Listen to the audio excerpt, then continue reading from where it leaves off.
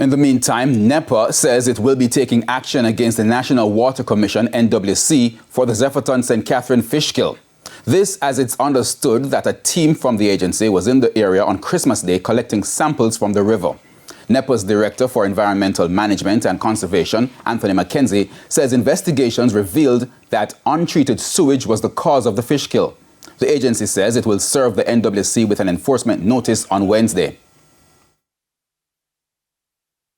Based on our investigations, we can confirm that there was discharge from a sewage treatment plant, well associated with the Claremont housing scheme. So there was discharge untreated sewage into the Old John's Gully that we found based on our investigations. So it's associated with that treatment plant operated by the NWC. Now, Mr. McKenzie.